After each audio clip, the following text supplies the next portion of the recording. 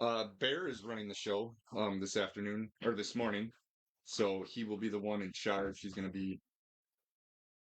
That handsome face. Look at that handsome face. Get him. Good boy. Here, we'll let him out of there. Good morning, everybody. Good morning, everybody. There's Welcome. Sorry, bud. Move out of here. Welcome to Bear Fists with Disaster. Yeah. I'm sure everybody knows, but that is Bear. Huge German Shepherd. He's a good boy. He's a great dog. Great dog. Tom and Lynn's boy, Bear. Yep. But thank you guys for joining us this morning. If you want to just open the door for him, sorry. What you doing, Bear? Welcome back. And I don't know about everybody else, but this weather has been absolutely insane. This has been a very weird month and a half-ish. Yeah. What's up, buddy? He's hanging out. He wants to be on the show. Yeah, I know, right? And well, it's just crazy because usually we'll get 2 or 3 storms, typical Buffalo weather. It'll be one right before winter, one just in January, and then you tend to have one final one in February. But this doesn't seem to be the case now. No.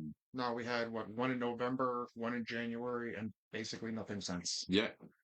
Yeah, which is going to lead us into our main topic today, brush fires. Yep. I'm not sure if you guys have been noticing, but over the last few days, there has been a bit of a rush on brush fires around our area. There was one in Boston yesterday. There was one, I think, in Colden. Yeah. Doing my research, I find that they're saying that we are well below the precipitation level for this time of year, and we have had an unseasonably warm February. Yeah. And that is leading to a lot of dried grass, leaves, trees down, twigs, what have you. Yeah. And he's still here. Sorry, we're very distracted when it comes to dogs. So just don't take my face out.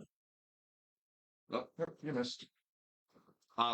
So yeah, it's crazy. I was reading 62 degrees on my temperature on the way into work this morning.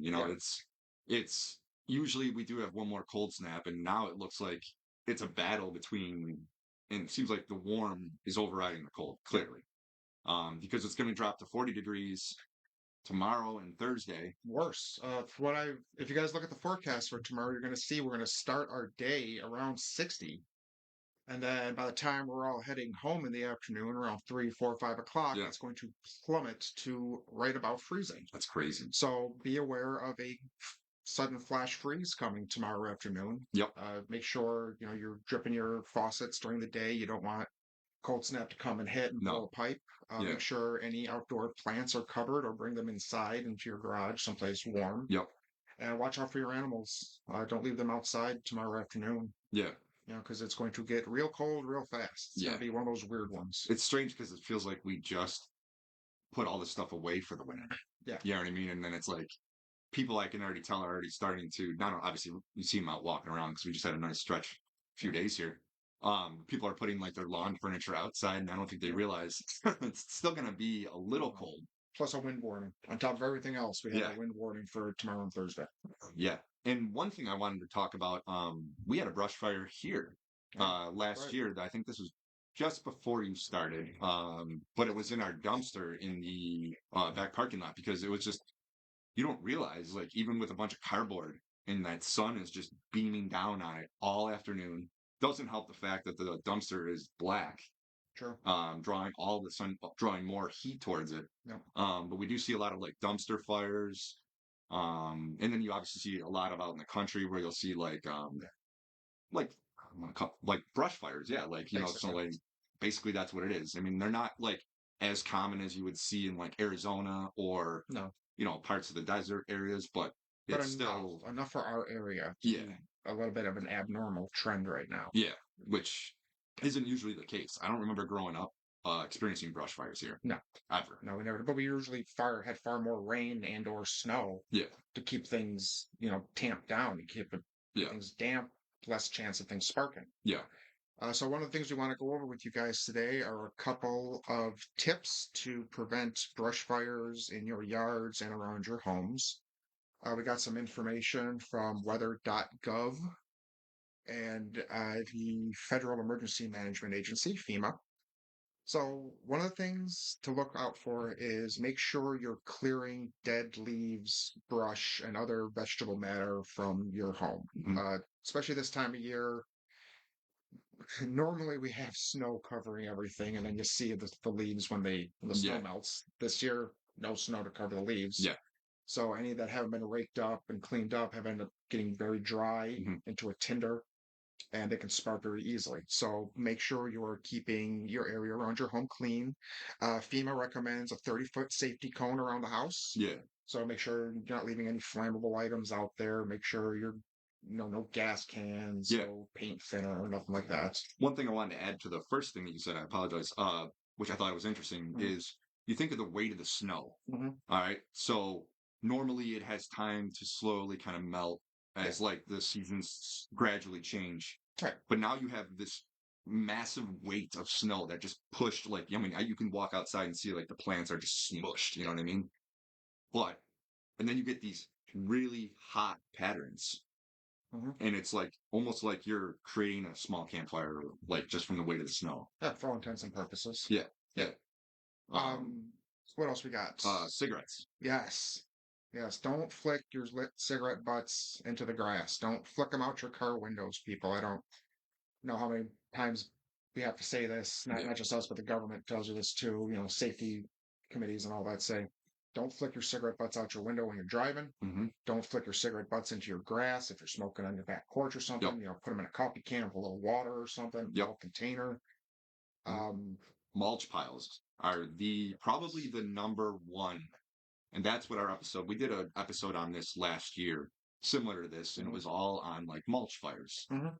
And the scary part about those is they could be well underway Yeah. before it could be a 5 foot burning radius underneath your mulch bed. And you wouldn't even know until you start to see smoke coming up through the side, Yeah. and you're like, oh shit. Well, correct me if I'm wrong, but I believe mulch piles can produce methane and other flammable gases underneath, which is why you're supposed to till them constantly Yeah. to mix that stuff around so you don't have trapped gas. Yeah. But yeah, that's a very dangerous one. Yeah. And Another one is lawnmowers, cars, motorcycles, things like that. Make sure they're well maintained. They're not throwing sparks. yep. If you're living out in the country, say you got tow chains on your car, your truck, Hmm. make sure they're not dragging when you drive. When you Yeah. drive, don't drive over dry grass and leaves. Try to avoid creating sparks or anything that could cause an ignition. Yeah. And take all your car parts that you have scattered on your front lawn and probably remove those too. No, I'm just messing. Uh, Um, but no, bad joke. Uh, anyways, no, it's something that you got to think about, yeah, and disposing of your, like, a lot of people, they don't always bag their grass clippings. That's like instant fire right there. If it's a real warm oh yeah. day, and and it's a very dry environment around there, I mean, you're just asking for it. I mean, not even to mention, not to keep constantly bringing up my pest control experience, but piles of dead leaves and other plant detritus around the homes is very attractive to rodents and other pests. Yeah, Like they love to live in there. They'll make nests underneath those things. really So another added bonus of keeping that stuff away from your house. No fires, less chance of rodents. true. So just And you are, now I always kind of look at it's funny because like working with you for the last couple of months, now I have no sign. I've learned some things about exterminating, but it's interesting. And you can tell actually as you're driving past someone's place, sometimes you can actually spot small little holes at the base of someone's home. You kind of identifying certain things like that where you don't normally think about it. yeah. So, And a lot of um, these holes can also let moisture inside. yeah, Water can get inside through some of these rodent holes, so it becomes a whole nother situation. yeah, yeah, cool. Oh, and also one more thing I wanted to mention about the mulch piles too. Hmm. There's different types of mulch. People do like a brown or they'll do like the black color. Hmm. The black is obviously going to draw in the most heat. Right. But you also want to make sure you're keeping those watered Yes. significantly, especially under these hotter temperatures. Yes. That's Um, another thing too. And plus, keeping your areas watered down will prevent some brush fires as well. So, yeah, keep your lawns watered as best as you can. If you have fields, try to yeah, get some water on them in the mornings. yeah, Just try to minimize the risk of Yeah. anything catching fire. And if you can even set it up on a timer, if that makes your life easier. Yeah. And those sprinklers are pretty advanced now. Like you can set it up, pretty specific for the range and everywhere that you want it. So Yeah. but all right, I think that pretty much covered everything I needed to cover here. Anything else you want to add to that, or To this, not offhand, although if you guys do have any questions or if you have any concerns, maybe looking for a different tip about how to prevent a fire around your home, yeah, give us a call at 716-646-6684. You can ask for Chris or Don, yep, or just shoot us an email or reply here in the yeah. comments section. Oh, we're also hiring technicians. That's right. We are currently recruiting for technicians. So if you or anybody you guys know have experience in construction or what else? Remediation, Yeah, like yep, cleanings, restoration. restoration. Uh, Um, basically, if you think you'd be a good fit for ServPro, come on down to the office at 97 Evans Street in the village of Hamburg. Fill yep. out an application. And you can also find it on Indeed. If you search Indeed, you can find our postings. They should be Yes. live. So if Yes. you guys know anybody that's looking for a job and would be a good asset, just let us know. Just make sure you search for ServPro of the South Towns. Correct. Yep. So awesome, guys. Well, let's spin the wheel. See who's winning today.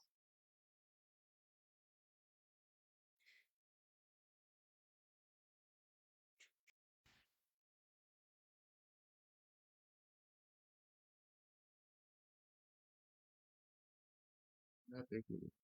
Yeah. 400. Oh, even number.